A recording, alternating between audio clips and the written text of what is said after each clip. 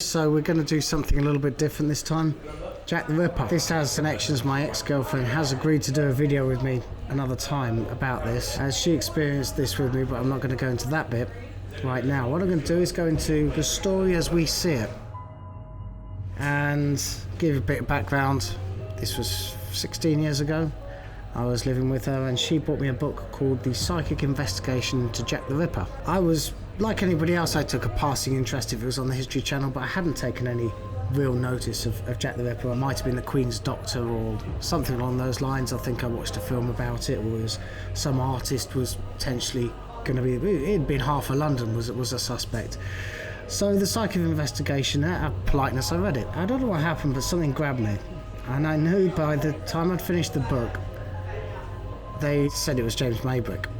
And I knew that wasn't everything. I also knew that I was going to solve it, and which sounds crazy. I'm not really into serial killers and all that kind of thing.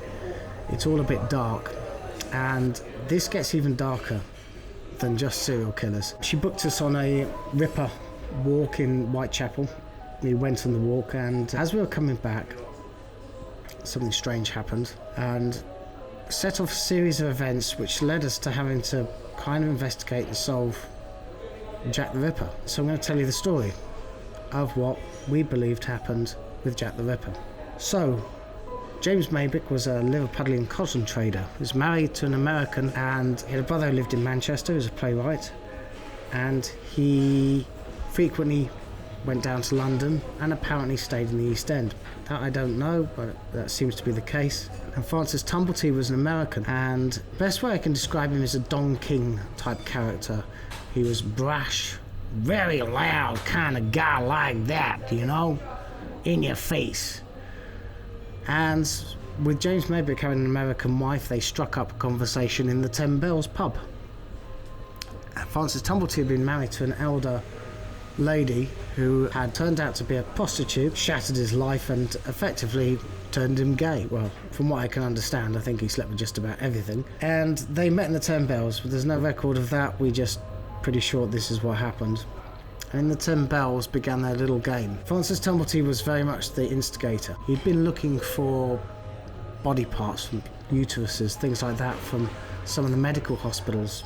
And he had a hatred of women, certainly from what his wife had done, being a prostitute behind his back, which actually in the day wasn't that unusual. A woman who was alone, whose husband had died, had no means of making money other than prostitution, sometimes just for a night and a board. It wasn't like, you know, a big money maker. It was just kind of part of the East End. That's the way it was. They saw Polly Ann Nichols, back to the Mandela effect. It was Polly Ann Nichols when I investigated it, and together they killed her. It was James Maybrick who snuck up behind her basically and slit her throat twice, quite violently. He was an arsenic addict, and as I'm telling this story, the atmosphere might change.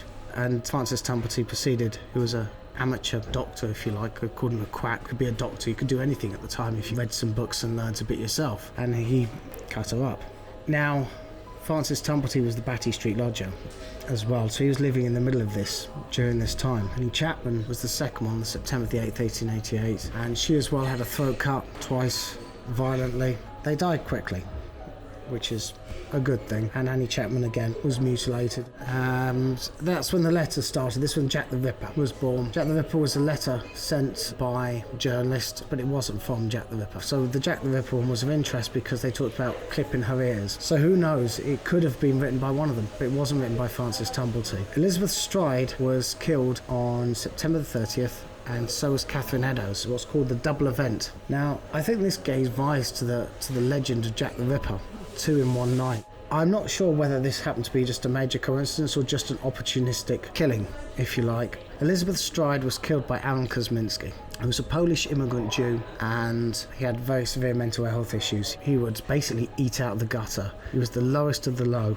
And Jack the Ripper being such a lowly hunted figure at the time, George Lusk leading the vigilantes against Jack the Ripper, police and the East End were all after him, and it was Aaron Kosminski identified with the lowest of the low, and he was supposedly disturbed by another Pole who apparently refused to identify him at the station. But that was Aaron Kosminski, just to throw cat amongst the pigeons and make things very confusing. Catherine Eddowes was killed by James Maybrick and Francis Tumblety. James Maybrick was actually seen by a policeman walking away, as the policeman said it was a toff, and he looked into his eyes and the eyes were evil eyes. And Francis Tumblety didn't have about 15 minutes walk to Batty Street. On the way, he discarded Catherine Eddowes' shroud. Now, I know apparently Aaron Kosminski's DNA has been found on Catherine Eddowes' shroud, but I can only tell you how I saw it.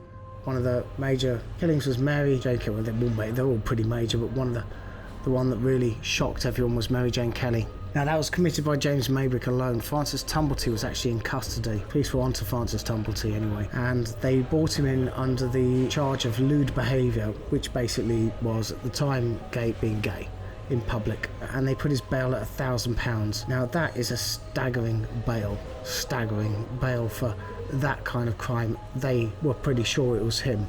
During his incarceration, it was James Maybrick who went to the house of Mary Jane Kelly, and he's quite well described by a witness, a well-dressed gentleman with a pocket watch, whereas other times with Annie Chapman, there'd be a scruffy gentleman with a foreign accent, which was Francis Tumblety. And it was Mary Jane Kelly, and this wasn't dissection, this was pure mutilation. So it was horrible. And that was on November the 9th. Francis Tumblety was released from custody and very hurriedly flew back to America, followed by Scotland Yard. Scotland Yard also took a visit to Liverpool because it seemed to be relatively well known in the area that James Maybrick was Jack the Ripper. And in about 1995, the Ripper diaries were found, which were attributed to James Maybrick.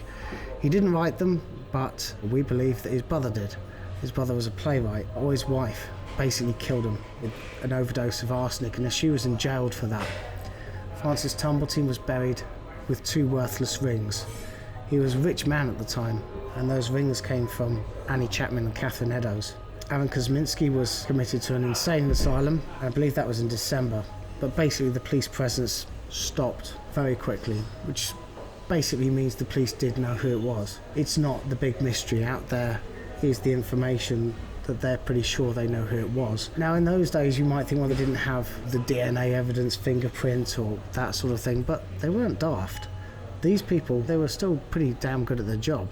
So this is why Jack the Ripper has remained a mystery for so long.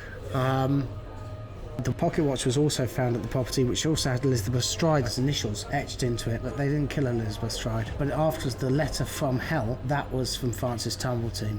He was basically a truly evil man, psychopath, had complete indifference to women.